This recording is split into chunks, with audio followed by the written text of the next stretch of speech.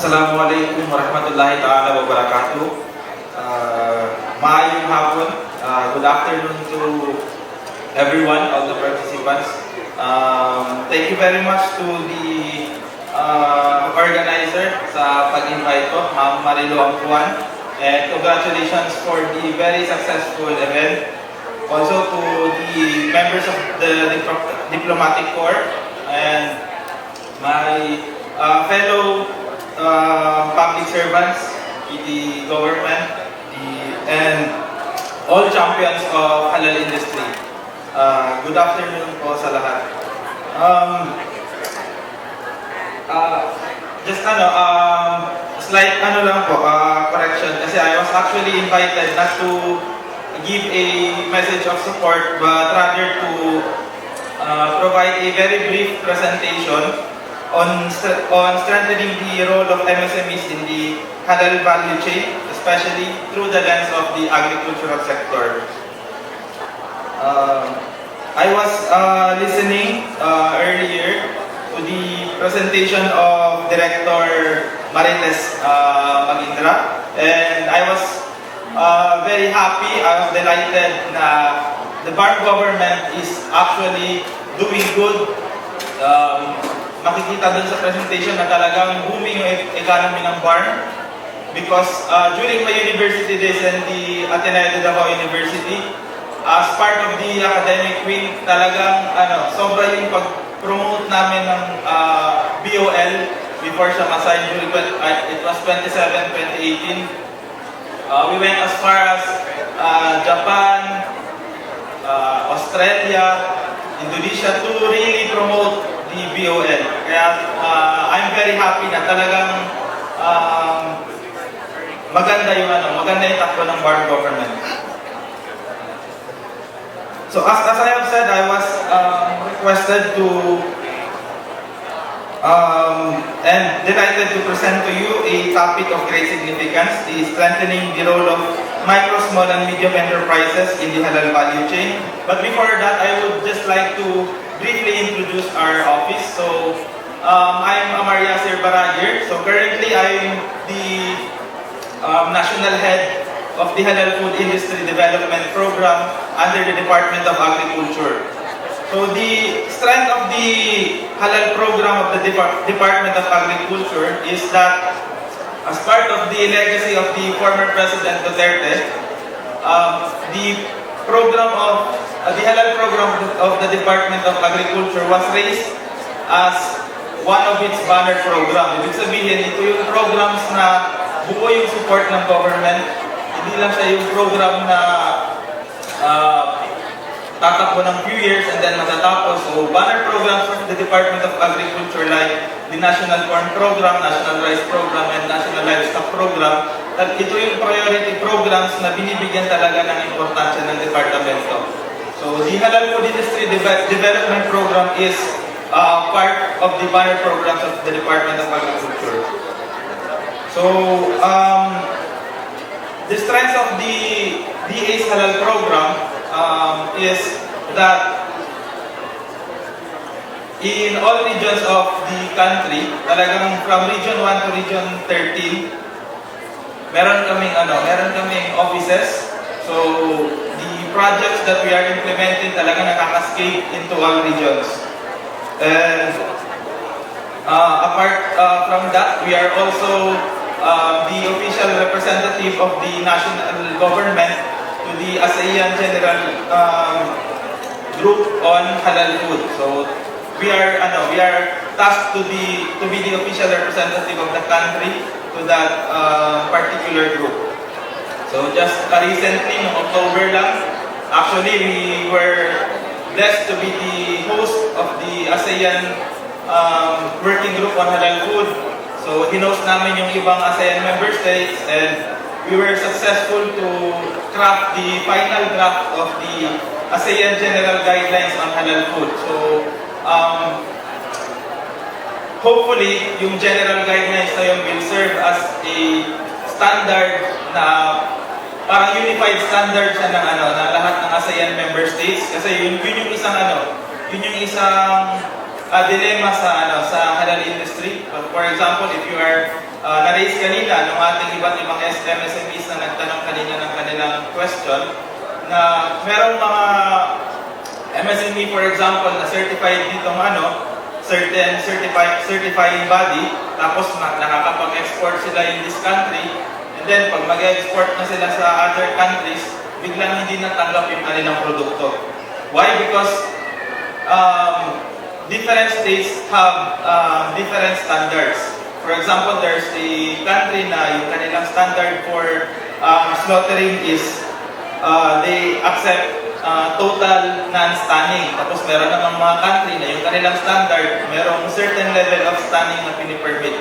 So hopefully, doon sa aming kinraft na ASEAN General Guidelines on Halal Food, magkakaroon ng easier na trade relations yung different ASEAN member states. So going to the slide, just a quick introduction. MSMEs play a vital role in economic development. And when coupled with the potential of the halal industry, it presents an opportunity for growth and empowerment. So let's explore how we can harness this potential and create a credible value chain in a sustainable and inclusive agricultural ecosystem. Next. So the agriculture sector serves as the cornerstone of the halal value chain. MSMEs, with their agility, innovation, and local presence, are well suited to drive growth and participation in the halal value chain within the agricultural sector. And by focusing on strengthening the role of MSMEs, we can unlock tremendous economic opportunities and enhance the overall development of the halal industry.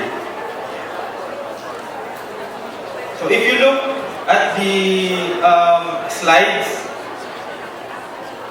you can see the halal value chain. And if you observe carefully, the halal value chain encompasses all stages from production to consumption that are adhering to Islamic principles. It involves various sectors including agriculture, food processing, logistics, certification, and marketing. But again, if you will look carefully, most part of the value chain is under the agricultural sector actually.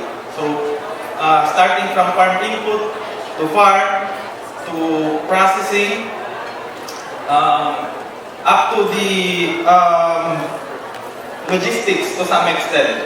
So napupunta pa lang sila sa marketing side, especially sa halal section ng DTI, kapag nandun na sila sa marketing. But in all part of the value chain, actually it is 90% under the agricultural sector. And that is why napakalaki ng role ng agricultural sector dito sa halal industry. So, good news actually that for the year 2024, as part of the legacy of the Department of Agriculture-led President Bongbong Marcos, nasali na yung ating halal program sa priority projects ng NEDA. So, for 2024, there will be a boost of budget for the halal program. As far as I know, magkakaroon na tayo ng around 500 million na budget for infrastructure and other logistics projects for the halal industry. So that project will focus on techno-demo farms, multiplier farms, halal certified slaughterhouses and poultry dressing plants, and also cold storages na halal certified din. So hopefully it will really boost more the halal production.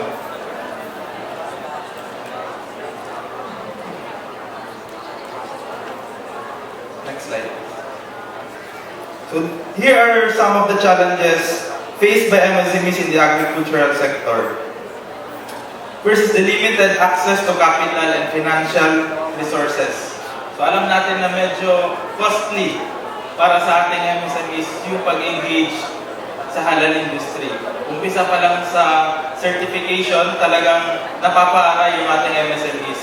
So that is one of the challenges na talagang hinaharap nila. Next is lack of technical expertise and modern technologies. Limited market access and networking opportunities. Compliance with halal standards and certifications, and inadequate infrastructure support and logistic support. And lastly, lack of halal industry database.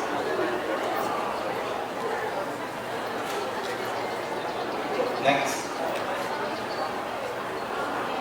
So, in order to address these challenges, the Department of Agriculture Halal Food Industry Development Program are taking this or have these strategies. One is the access to finance. So ito yung isang napakalaking opportunity na pwedeng matap ng ating MSMEs sa halal industry, particularly sa Department of Agriculture. Because in the Department of Agriculture, we actually have the ACPC or the Agricultural Credit and Policy Council. Sa ACPC, as they provide certain loan grants, as I think, as far as I know, it is 5 to 20 million yung binibigay nilang loan grant sa ating MSMEs, particularly sa farmers. And last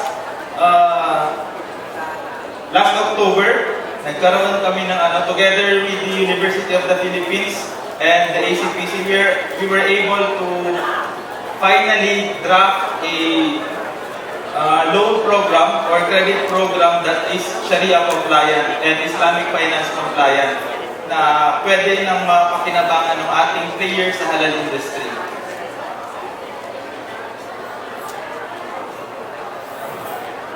Another is we also, as part of our international partnerships, we were also able to tap the JICA Harvest project under the Japan government. Also, they, as part of their programs, they would also provide not only credit or loan grants, but financial support to those MSMEs that would like to be part of the halal industry.